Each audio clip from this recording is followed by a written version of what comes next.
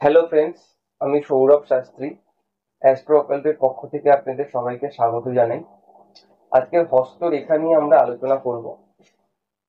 হস্তরেখায় আজকের আঙ্গুল নিয়ে মেনলি আমরা আলোচনা করব। রেখাতে আমরা পরে যাব, কিন্তু সবার ফার্স্ট আমরা যেটা দেখবো সেটা হচ্ছে আঙ্গুল। হ্যাঁ, আঙ্গুল পুরো মানুষের আজকে দুটো আঙ্গুল নিয়ে আলোচনা করব। একটা হচ্ছে তর্জনীর আঙ্গুল আর একটা হচ্ছে রবির আঙ্গুল, ঠিক আছে, অনামিকা আঙ্গুল।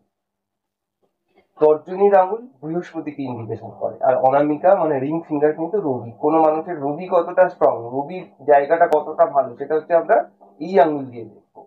আর একটা মানুষের বৃহস্পতি কতটা ভালো, বৃহস্পতির পাওয়ার কতটা রয়েছে, সেটা হচ্ছে আমরা দেখবো এই আঙুল, মানে তর্জনী আঙুল। ধরুন কোনো মানুষের দেখা গেল, নিজেদের হাতগুলো মেলাবে, দেখা গেল এই যে আঙুলটি, এই রিং ফিঙ্গারটি এই তর্জনী ফিঙ্গারের থেকে, ঠিক আছে, তর্জনী ফিঙ্গারের থেকে ধরুন বড় আছে। এখানে স্পষ্ট দেখা যাচ্ছে রিং ফিঙ্গারটি বড়।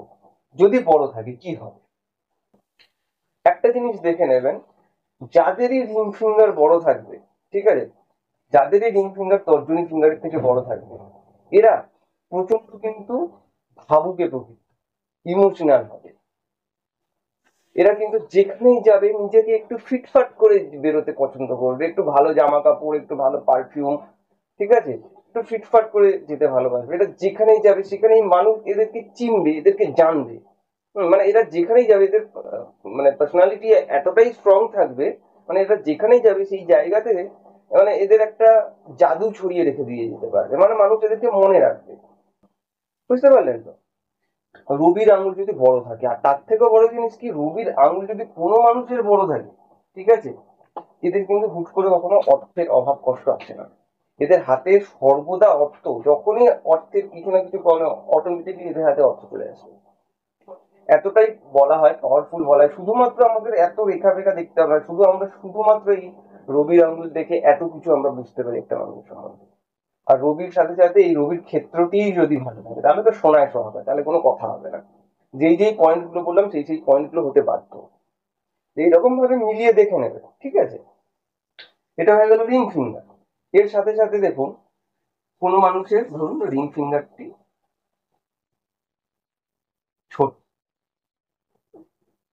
আর এই তর্জনী আঙুলটি ধরুন রিং ফিঙ্গারের থেকে বড়।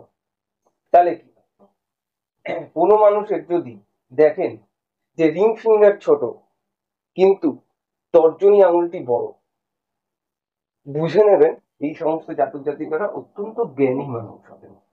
আরেকটা বলা হয়নি, রবির আঙুল যদি বড় হয় না আর বৃহস্পতির আঙুল যদি ছোট হয়, এদের মধ্যে কিন্তু একটু ম্যাচুরিটি একটু কম থাকে, ঠিক আছে।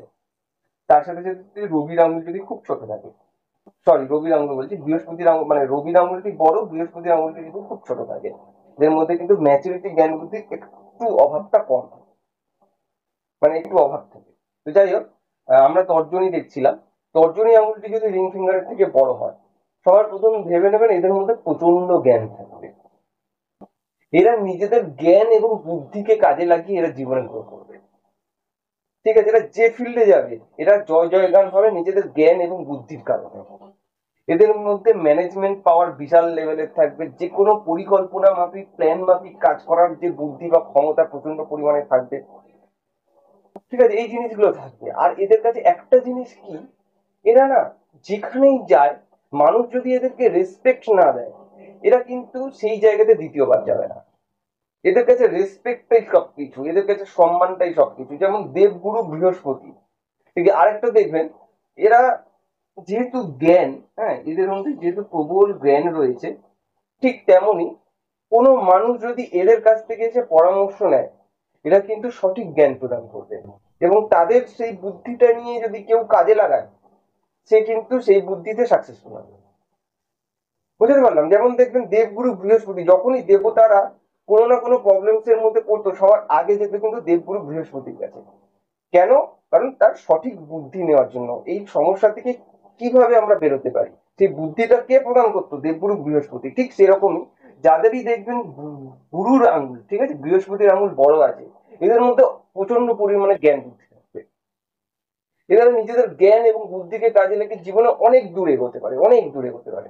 মানে এরা, এদের যদি হাতে 0 টাকা, মানে এদের হাতে যদি টাকাও না থাকে না, এরা নিজের জ্ঞান বুদ্ধিকে কাজে লাগিয়ে সেই 0 থেকে একে কোটিপতি হতে পারে, শুধুমাত্র নিজের জ্ঞান আর বুদ্ধির কাজে লাগিয়ে। ঠিক আছে? অনেক দেখবেন, অনেক মানুষ থাকবে দেখবেন হয়তো মাধ্যমিক পাস করেনি, কিন্তু কোটি কোটি টাকার মালিক। তার একটাই কারণ, দেখবেন বৃহস্পতি খুব পাওয়ারফুল। তারা নিজেদের জ্ঞান এবং বুদ্ধিকে কাজে লাগিয়ে, মানে এদের যদি জ্ঞানও কম থাকে, বিশেষ করে যদি ধরুন পড়াশোনাতে, ধরুন পড়াশোনা বেশি দূর পড়েনি, ঠিক আছে, কিন্তু এই সমস্ত মানুষদের সাথে কথা বললে মনে হবে ওর ওই সাবজেক্টের উপর পিএইচডি করা। এই মানুষদেরকে দেখে বুঝতেই পারবেন না যে এই মানুষের ভেতরে বেশি দূর পড়াশোনা করেনি, কিন্তু তার কথাবার্তা এমন হাইফাই লেভেলের হবে না, মানে অত্যন্ত ম্যাচিওর কথাবার্তা হবে, যে কথাবার্তাগুলো শুনলে মনে হবে 20 বছর বয়স কিন্তু 30 বছর বয়সের মতো কথাবার্তা। এই হচ্ছে দেবগুরু বৃহস্পতি কেন। এবং তার সাথে সাথে যদি বৃহস্পতি ক্ষেত্রটাও স্ট্রং হয়ে যায়, তাহলে তো আর কোনো কথা হবে না। তো শুধুমাত্র এই আঙ্গুল দেখে আমরা কত কিছু বলতে পারি, এত মানে, মানে সুন্দর সাবজেক্ট। এই সাবজেক্টটা আজকে কিছু ভুলভাল মানুষের কারণে এই সাবজেক্টটা আজকে নষ্ট হতে বসছে, কিন্তু এই সাবজেক্টটা থেকে শুধু আঙ্গুল দেখে আমরা কত কিছু বলতে পারি। ঠিক আছে? আজকে এই দুটো আঙ্গুল নিয়ে আলোচনা হলো। নেক্সট আমরা এই শনির আঙ্গুল এবং বুধের আঙ্গুল নিয়ে আলোচনা করবো। যদি ভিডিওটি ভালো লাগে প্লিজ সাবস্ক্রাইব করবেন এবং একটি লাইক করে দেবেন। আর যারা পার্সোনালি যোগাযোগ করতে চাইছেন তারা আমার ডিটেলসে যে নাম্বার দেওয়া থাকবে সেই নাম্বারে যোগাযোগ করে নিতে পারেন। প্রথম 15 জনের জন্য মাত্র 101 টাকা দক্ষিণায় সম্পূর্ণ হরস্কোপ এবং পুষ্টি বানিয়ে দেওয়া হচ্ছে। যারা যারা যোগাযোগ করতে চাইছেন যোগাযোগ করতে পারেন। ধন্যবাদ।